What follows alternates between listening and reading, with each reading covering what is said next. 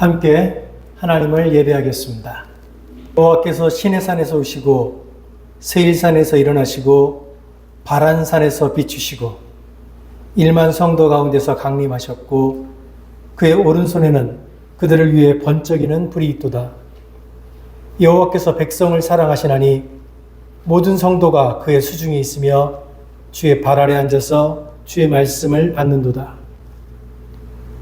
한 주간 세상에서 사는 동안에는 세심한 손길로 지도하시며 우리의 발이 실족하지 않도록 인도하셨다가 오늘 주님이 부활하신 거룩한 주일에 하나님의 은혜를 기억하며 기쁨으로 예배드리게 하시니 고맙습니다.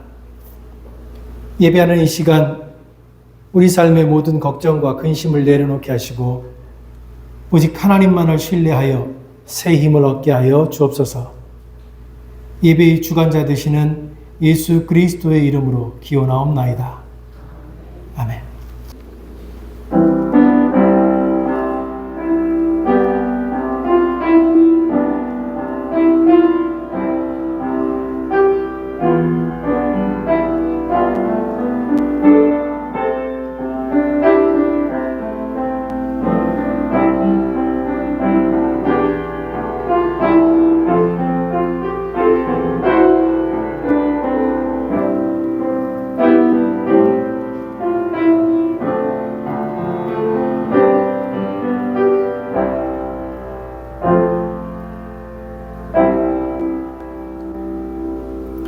성 장로께서 기도하실 때 다 함께 기도하겠습니다.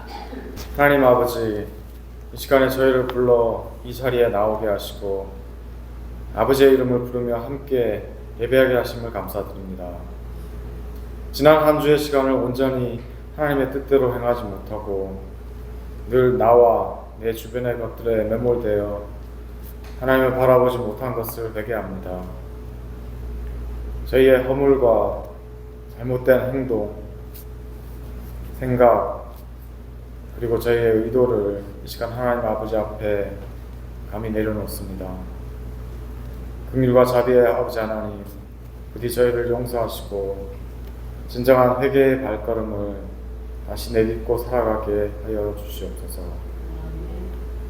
우리가 되돌아보며 우리의 잘못을 깨닫고 하나님 아버지를 바라볼수록 우리 예수님의 십자가 보혈의 그 귀한 죄사함의 역사가 저에게 얼마나 크고 값진 것인지 알게 됩니다. 온전한 마음과 생각 그리고 아름다운 말과 행동으로 하나님을 더욱 알고자 하며 하나님께 더욱 가까이 다가가게 하시고 우리에게 더하여 주신 이 땅에서의 사명을 확인하기를 원합니다. 2000년 전에 우리에게 하나님의 사랑을 보여주시고 알게 하시며 우리로 그 길을 따라서 살게 하시고자 하나님의 아들을 우리에게 보내주셨습니다. 그 사랑을 본받아 우리도 사랑을 행하게 하여 주시옵소서. 사랑으로 행하는 모든 것들이 우리 가운데 모든 부분을 값없이 채워주시기를 원하며 하나님의 뜻을 행하며 살아가는 저희가 되기를 소원합니다. 이 시간에 하나님께 예배할 때 저희의 마음을 온전히 하나님 한 분께만 집중하게 하여 주셔서 저희의 삶이 궁극적으로 무엇을 표대로 생각하며 살아가야 하는지 올바로 깨닫게 하시고 또 깨닫고 알게 된 바를 온전히 살아가기에 합당한 그러한 마음을 갖게 하여 주시옵소서. 저희 교회에 보내주신 우리 박경현 목사님을 통해 그리고 이 예배를 통해서 하나님의 말씀과 그 가운데 있는 그 가르침에 더욱 집중하게 하여 주시고 저희가 배우고 듣고 보고 가르침 받은 그 모든 것들을 저희의 삶에 실질적으로 살아낼 수 있는 저희 링컨 한인교회가 될 수 있기를 소원합니다. 저에게 또한 많은 기도의 제목들이 있습니다. 미처 다 구하지 못하고 또 간구하지 못하지만 저희의 마음과 생각을 다 아시는 아버지 하나님, 긍휼 가운데 우리의 간구를 들으시고 하나님 아버지의 정하신 선하고 그 아름다운 때에 모든 것들을 이루어 주시는 역사를 바라고 기원합니다. 이 모든 말씀 우리 주 예수 그리스도 이름으로 기도드립니다. 아멘. 오늘 우리에게 주시는 하나님 말씀 로마서 1장 16절 17절의 말씀입니다. 내가 복음을 부끄러워하지 아니하노니 이 복음은 모든 믿는 자에게 구원을 주시는 하나님의 능력이 됨이라. 먼저는 유대인에게요 그리고 헬라인에게로다. 복음에는 하나님의 의가 나타나서 믿음으로 믿음에 이르게 하나니 기록된 바 오직 의인은 믿음으로 말미암아 살리라 함과 같으니라. 이번 주를 포함해서 앞으로 3주 동안 복음에 관한 말씀을 같이 나누려고 합니다. 우리가 교회에 와서 가장 많이 듣는 말, 가장 많이 듣는 단어 중에 하나가 복음입니다. 근데 누군가가 우리에게 와서 당신들이 말하고 있는 그 복음이 뭡니까? 라고 질문을 하면 우리는 그냥 좋은 소식입니다. 좋은 이야기입니다. 복된 소식입니다. 라고 대답을 합니다.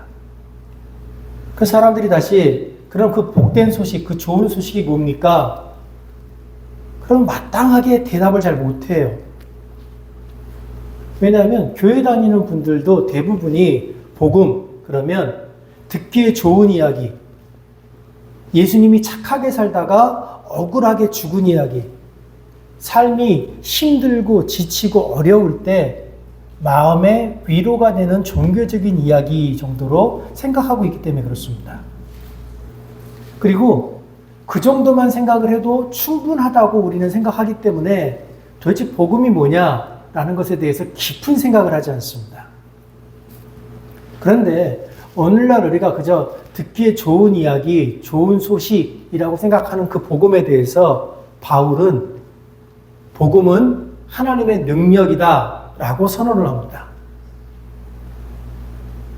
바울이 말하는 복음은요, 그 복음에 관한 이야기를 들을 때 마음을 울리는 감동적인 이야기가 아닙니다.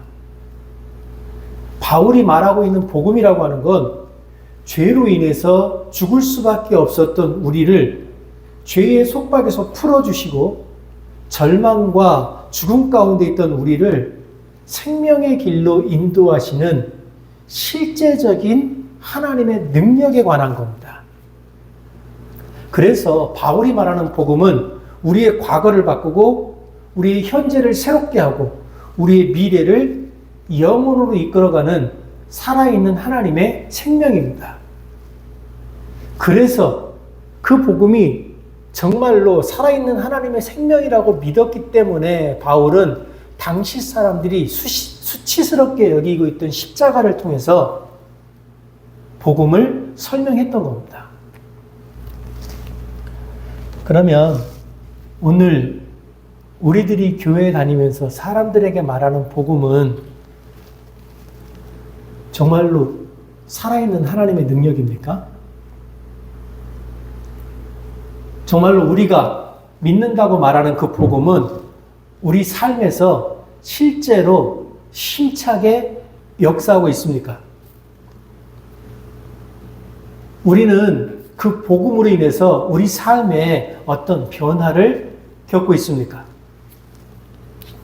만약에 우리가 복음을 믿는다고 하는데 그 복음이 우리 삶에 어떤 영향도 끼치지 못하고 있다면 우린 정말 내가 복음을 믿고 있나? 라고 스스로 의심해 봐야 합니다. 오늘도 마찬가지지만 우리는 매 주일이 되면 교회에 모여서 하나님을 예배합니다. 하나님께 기도하고 하나님을 찬양하고 하나님이 들려주신다고 믿는 말씀을 듣습니다. 또 예배를 통해서 그리고 교인들과의 만남을 통해서 위로를 받기도 하고 은혜를 받기도 합니다. 그런데 예배를 마치고 집으로 딱 돌아가는 순간, 이 예배당을 떠나는 순간 우리의 삶은 다시 과거로 돌아갑니다. 예배가 끝나고 예배당을 떠나는 순간 다시 우리 마음에는 타인을 향한 미움, 시기, 질투가 불일 듯 일어납니다. 그 속에서 허우적거리며 똑같은 삶을 반복해서 살아갑니다. 그리고 나는 교회를 다니는데도 내 삶에 미움과 시기와 질투가 끊임없이 일어난다는 것 때문에 죄책감을 갖고 있기도 합니다.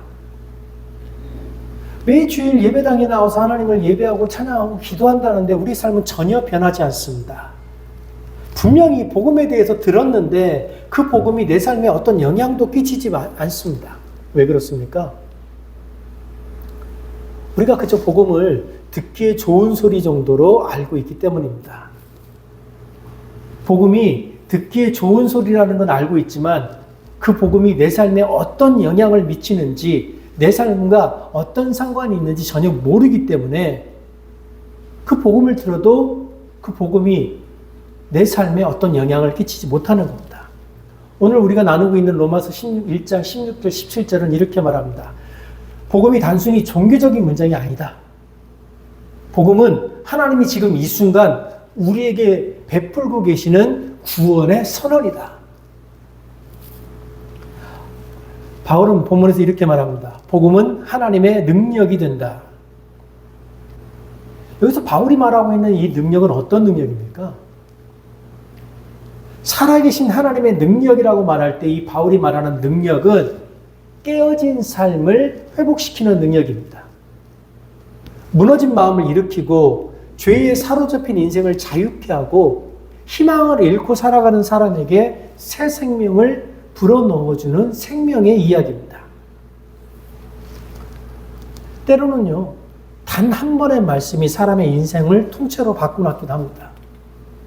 어둠 속 어두운 길을 걷던 사람이 빛을 보게 되고 인생 끝자락에 서 있던 사람이 다시 살아갈 힘을 얻게 되기도 합니다. 그게 바로 복음의 능력입니다. 잘 생각해 보십시오. 불빛 하나 없고 달도 없고 별빛도 사라져버린, 그러므로 온 세상이 흑암에 휩싸인 깜깜한 밤길을 걷는 사람에게 지도는 무슨 의미가 있겠습니까? 아무것도 보이지 않는 길을 걷는 사람에게 네가 원하는 목적지까지 가려면 길을 어떻게 걸어가야 해 라고 불을 켜주지 않고 말만 해준다면 그건 아무 의미도 없는 겁니다. 캄캄한 어둠 속에 있는 사람에게 필요한 것은 설명이 아니라 불을 비춰주는 힘입니다. 그 어둠을 밀어내는 불의 힘이 필요합니다. 복음은 바로 그 불, 빛입니다. 복음은 우리 삶을 비추고 단지 길을 알려주는 데 멈추지 않고 실제로 우리가 그 길을 걸어갈 수 있게 만들어주는 힘입니다. 그럼 이제 질문해야죠. 도대체 복음이 어떻게 우리 삶에서 능력이 됩니까? 복음이 왜 능력입니까? 왜냐하면 복음 안에 하나님의 의가 있기 때문입니다. 복음에는 하나님의 의가 나타나서 믿음으로 믿음에 이르게 하나니. 여기서 말하는 하나님의 의는요, 우리가 생각하는 도덕적 정의나 공정한 심판 기준을 의미하는 게 아닙니다. 여기서 말하는 하나님의 의는 죄인을 의롭다고 여겨주시는 하나님의 은혜로운 성품과 행동, 곧 의롭지 않은 자를 의롭게 만드시는 하나님의 사랑의 방식을 말합니다. 어렵죠? 박영석 목사님이, 제가 이 부분을 해석할 때마다 박영석 목사님의 말씀을 드리는데, 박영석 목사님이 이 부분을 이렇게 해석하셨어요. 복음에는 하나님의 의가 나타나서 믿음으로, 여기서 이 믿음은 우리를 믿어주시는 하나님의 믿음이랍니다. 근데 우리를 믿어주시는 그 하나님의 믿음은 뭐냐? 죄로 인해서 죽어있던 우리, 즉 시체와 같아서 아무리 여기 시체가 가득 있는데 하나님께서 그 시체를 향하여 너희가 저 문까지 걸어가면 내가 너희를 살려줄게 말하신다 해도 어떤 시체도 저 문까지 걸어갈 수 없어요. 결국 죽는 걸로 끝나는 겁니다. 그런데 하나님께서 우리를 믿어주셨대요. 그래서 믿음으로, 어떤 믿음이냐면 너희가 저기까지 걸어가기를 내가 믿는다라는 마음으로 죽어있는 시체를 살려주셨답니다. 살아났어요. 근데 이제 그 다음이 문제입니다. 살려놨더니 저 문으로 안 가고 자꾸 이 문으로 나가요. 그래서 복음에는 하나님의 의가 나타나서 믿음으로 죽은 자를 살려주시는 하나님의 은혜로 믿음에 이르게 하나니, 그 두 번째 믿음이 뭐냐면 살아난 자가, 하나님의 은혜로 살아난 자가 그 하나님의 은혜에 반응해서 하나님이 원하시는 삶의 길을 살아가는 것. 그래서 저 문을 가는 겁니다. 근데 이렇게 말을 하니까 사람들이 이렇게 생각하는 거예요. 아, 결국 내가 가야 구원을 받는구나. 그러나 내가 죽었다 살아난 것을 믿는 자는 내가 걸은 것에 대해서 자랑하지 않는다는 겁니다. 하나님의 의 앞에서 우리는 의로울 수, 살아날 수 없는 존재라는 거예요. 아담의 타락 이후로 모든 인간은 죄 가운데 태어났고 하나님의 기준에 미치지 못합니다. 하나님이 원하시는 그 영광에 이룰 수 있는 자는 단 한 사람도 없습니다. 우리는 스스로를 구원할 수 없는 존재입니다. 그런데 복음은 놀라운 사실을 선포합니다. 우리의 죄와 우리의 부족함에도 불구하고 예수 그리스도를 통하여 하나님께서 우리를 의롭다 칭해 주셨다는 겁니다. 이것이 바로 복음입니다. 우리가 하나님 앞에서 무엇을 했기 때문에 의로운 것이 아닙니다. 하나님이 그리스도의 십자가를 통해서 하나님의 전적인 은혜를 통해 우리를 의롭다라고 불러주신 겁니다. 이 사실을 처음 공식적으로 선포한 사람 중에 하나가 마틴 루터였습니다. 마틴 루터는 로마서 1장 17절을 읽으면서 이 하나님의 의를 늘 무섭게 생각했습니다. 이걸 심판의 기준으로 생각했어요. 그래서 이 하나님의 의, 하나님의 심판 기준을 만족시키기 위해서 우리는 상상도 할 수 없는 고행을 스스로에게 가했습니다. 시도 때도 없이 신부를 찾아가 고해성사를, 본인이 신부인데도 불구하고 시도 때도 없이 신부를 찾아가 고해성사를 합니다. 고해성사를 하고 내려오다가 다시 자기 죄가 생각나면 다시 쫓아 올라가서 고해성사를 다시 해요. 오직했으면 그 고해성사를 듣던 신부가 죄를 모아서 오라고. 자꾸 생각날 때마다 오지 말고 모아서 한꺼번에 한 번에 오라고. 그랬던 마틴 루터가 어느 날 성경을 연구하고 공부하다가 이 하나님의 의는 우리를 정죄하기 위한 의가 아니라 그리스도 안에서 우리에게 주신 하나님의 선물이다라고 하는 걸 깨닫게 됩니다. 그 느낌을 가졌을 때 루터가 이렇게 고백합니다. 그때 나는 천국의 문이 내게 활짝 열리는 것을 느꼈다. 하나님의 의는 우리에게 어떤 것도 요구하지 않습니다. 하나님의 의는 복음을 우리에게 선물로 줍니다. 우리가 하나님 앞에서 아무리 애써서 변명하고 아무리 노력해도 우리는 스스로 의로워질 수 없습니다. 그래서 하나님이 자기 아들의 핏값으로 우리를 의롭다고 선언하신 겁니다. 우리가 예수를 그리스도라고 고백할 수 있는 이유, 우리가 복음을 받아들일 수 있는 이유는 우리의 의로움 때문이 아니라 하나님의 선하심 때문입니다. 그래서 우리가 복음 앞에 섰을 때 내가 뭘 했다고 구원을 받나? 내가 뭘 했다고 예수를 그리스도라고 고백하나? 라고 망설일 필요가 없는 겁니다. 선물이니까요. 그저 값없이 주어지는 것이니까요. 이 하나님의 의, 이 복음, 이 은혜 앞에서 우리는 매일 무릎 꿇고 감사하면 되는 겁니다.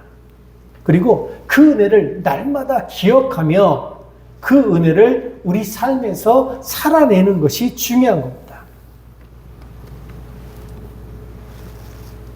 근데 다시 한번 말씀드리지만 이 하나님께서 우리에게 값없이 주시는 이 은혜가 우리의 것이 되기 위해서 필요한 게 바로 믿음입니다. 살려놨으면 걸어갈 믿음이 필요하다는 거예요. 아, 내가 스스로 살아난 것이 아니라 하나님께서 나를 살려주신 거구나 라는 믿음, 나를 살려주신 그 하나님이 내게 원하시는 것이 있구나 라고 하는 그 믿음이 필요하다는 겁니다. 근데 이 믿음은 단순히 예수가 2000년 전에 살아있었어 라고 하는 믿음을 말하는 게 아닙니다. 예수가 2000년 전에 살아있었다는 건 역사책에도 기록되어 있습니다. 성경이 말하는 믿음은 지적인 동의를 넘어서는 것. 그래서 우리의 삶 전체를 그분께 맡겨드리는 신뢰의 행위를 말하는 겁니다. 예를 들어서 등산을 하다가 절벽 끝에서 발을 잘못 내디뎌 절벽에서 떨어지다 중간에 있는 나뭇가지에 걸려있는 사람이 있다고 생각을 해보십시오. 이 사람이 자기를 살려달라고 곧 나뭇가지가 부러질 것 같다 불안한 마음에 크게 소리를 지르니까 사람들이 그 사람을 발견하고 신고를 했어요. 그래서 구조대원들이 왔습니다. 구조대원들이 산 중턱에 있는 나무에 밧줄을 굳게 매고 단단하게 매고 그리고 밧줄을 그 사람에게 던져줬습니다. 밧줄이 단단하게 고정되어 있기 때문에 그 사람이 내려진 그 밧줄을 자기 몸에 붙들기만 하면 묶기만 하면 그 사람은 살아나는 겁니다. 그런데 중요한 건 구조대원들이 줄을 던졌다고 해서 이 구조가 완성된 것이 아니라는 겁니다. 그 줄을 잡아서 그 줄을 내 몸에 묶기만 하면 내가 살아날 수 있다라고 하는 것을 안다고 하는 것과 그 줄을 잡고 그 줄을 내 몸에 묶는다고 하는 건 실제로는 전혀 다른 문제이기 때문입니다. 구조대원들이 나를 살리기 위해서 줄을 던졌다라고 하는 그 사실을 안다는 건 내 삶에 어떤 변화도 일으키지 않습니다. 이 사람이 살아나기 위해선 지금 당장 내 삶을 지탱해주고 있다고 믿는 그 나뭇가지를 포기하고 공중에서 덜렁거리고 있는 그 줄에 자기 몸을 묶어야 합니다. 복음도 마찬가지입니다. 세상에 아주 많은 사람들이 복음에 관한 이야기를 들었습니다. 그러나 복음에 관한 이야기를 들었다는 것과 우리가 구원을 받았다고 하는 건 전혀 다른 문제입니다. 내가 들은 그 이야기를 내 삶에서 살아내지 못하면 우리는 복음을 들은 것이지 복음을 믿는 것이 아닙니다. 오늘 우리는 이 자리에 나는 그 복음을 믿는다라고 고백하며 있습니다. 정말 우리는 복음이 뭔지 압니까? 정말 우리는 그 복음을 우리 삶 속에서 살기 위해, 살아내기 위해 노력하고 있습니까? 교회 다니는 분 중에 유독 죄책감이 많은 분들이 있어요. 그런 분들은 믿고 싶은데 내 삶이 너무 부끄러워서 내 믿음이 너무 부족해서 하나님을 믿을 수가 없어요 라고 말합니다. 다시 한번 말씀드리지만 하나님은 완벽한 사람을 요구하는 게 아닙니다. 부족한 우리에게 주어진 완벽한 하나님의 능력, 그것이 복음입니다. 그런데 또 교회 다니는 분 중에 이런 분들이 있어요. 그래? 그럼 이제 내가 복음을 믿으니까 나는 내 마음대로 살아도 되겠네? 내가 비록 하나님의 뜻을 어기고 죄를 지었을지라도 내가 돌아가서 하나님께 하나님 내가 복음을 믿습니다 라고 말하면 끝나는 거네? 라고 뻔뻔스럽게 말하는 사람들이 있습니다. 그래서 바울이 그런 겁니다. 빛이 어둠 가운데 거할 수 없다. 우리가 정말 하나님을 믿으면 우리의 삶이 완벽해지진 않을지라도 끊임없이 완벽을 추구하는 사람이 되어야 한다는 겁니다. 믿음은 나를 신뢰하는 것이 아니라 하나님을 신뢰하는 겁니다. 내가 얼마나 준비되었느냐가 아니라 하나님의 신실하심을 믿는 겁니다. 하나님의 신실하심을 믿고 나의 불완전함에도 불구하고 내가 끊임없이 내게 주어진 삶을 살아가려고 노력하면 진짜 하나님의 능력이 우리 삶 가운데서 나타납니다. 그래서 바울은 오직 의인은 믿음으로 말미암아 살리라 라고 말한 겁니다. 이 믿음으로 말미암아 살리라고 말할 때 이 믿음은 구원받은 어떤 한순간을 말하는 게 아닙니다. 우리가 삶에 대하는, 우리가 삶에서 경험하는 삶의 매 순간 하나님의 뜻을 벗어나는 그 순간에조차도 이것이 하나님의 뜻이 아님을 알고 있는 그 순간에조차도 하나님의 뜻을 믿고 신뢰하는 마음으로 어떻게 해서든 하나님이 원하시는 방향으로 살아가려고 노력하는 그것을 믿음이라고 말합니다. 복음을 믿는다고 하는 것은 내 과거가 어떠했든 내 현재가 얼마나 무너져 있든 지금 이 순간 나를 붙들고 계신 하나님을 신뢰하면서 우리에게 주어진 오늘을 살아가는 겁니다. 그래서 복음은 듣는 것에서 끝나는 게 아닙니다. 우리가 복음을 정말로 믿으면 복음은 실제로 우리 삶에 변화를 가져옵니다. 저는 오늘 우리 모두가 그 복음을 붙들 수 있기를 바랍니다. 그 믿음 안에 하나님께서 준비하신 새로운 생명과 능력이 우리를 기다리고 있기 때문입니다. 복음은 모든 믿는 자에게 구원을 주시는 하나님의 능력이라. 복음은 감동적인 이야기가 아닙니다. 복음은 무너진 우리의 인생을 세우고 절망에 빠진 사람을 소망으로 일으켜 세우는 능력이고, 죄와 죽음의 권세에서 우리를 자유케 하는 하나님의 실제적인 힘입니다. 우리는 복음을 믿는 사람이니 그 실제적인 하나님의 능력 안에서 살아갈 수 있기를 원합니다. 여러분 모두가, 우리 모두가 그 은혜 안에서 우리에게 주어진 삶의 길을 걸어갈 수 있기를 바랍니다. 복음을 단지 귀로 듣기만 하지 말고 그 복음이 실제로 우리의 삶이 되기를 바랍니다. 하나님의 의가 담긴 복음입니다. 우리가 의로워서가 아니라 하나님이 의롭기 때문입니다. 조건 없는 은혜입니다. 자격 없는 자에게 주시는 하나님의 은혜입니다. 그러면 조건 없이 주시는 그 은혜를 받은 우리는 무엇을 해야 합니까? 그 믿음을, 그 복음을 붙들어야죠. 그 복음을 붙들고 그 복음의 뜻대로 살아가려고 노력하는 것, 그것이 우리가 할 수 있는 유일한 겁니다. 그래서 바울은 당시 사람들이 그렇게 수치스러워하던 십자가를 통해 나타난 그 복음을 사람들 앞에서 내가 복음을 부끄러워하지 않는다라고 말했던 겁니다. 사람들이 그렇게 수치스럽게 여기는 십자가를 통해 나타난 그 복음을 통해서 복음은 단지 말이 아니라 내 삶 전체를 바꿔놓는 하나님의 능력인 것을 경험했기 때문입니다. 우리는 어떻습니까? 우리에게 복음은 자랑스러운 겁니까? 아니면 부끄러운 것입니까? 우리는 복음을 머리로만 알고 있습니까? 아니면 우리 삶의 중심에 그 복음이 들어와서 살아있습니까? 지금 이 순간 하나님이 우리 모두 각자 한 명 한 명에게 묻습니다. 넌 복음을 믿느냐? 내가 십자가에 달려 너를 위해 죽었던 그 죽음이 너의 삶에 영향을 미치고 있느냐? 오늘 우리 선택해야 합니다. 다시 한번 복음을 듣고 그대로 끝낼 것인지, 아니면 복음을 살아내기 위해 복음을 연구하고 복음을 달려들 것인지. 지금도 살아있는 그 복음이 우리를 향해서 외칩니다. 내가 너희를 의롭다 하노라. 내가 너희를 살리노라. 그 복음의 능력으로 오늘을 살고 내일을 열고 영원에 이르기까지 주님과 함께 여러분의 삶을 걸을 수 있기를 바랍니다. 기도하겠습니다.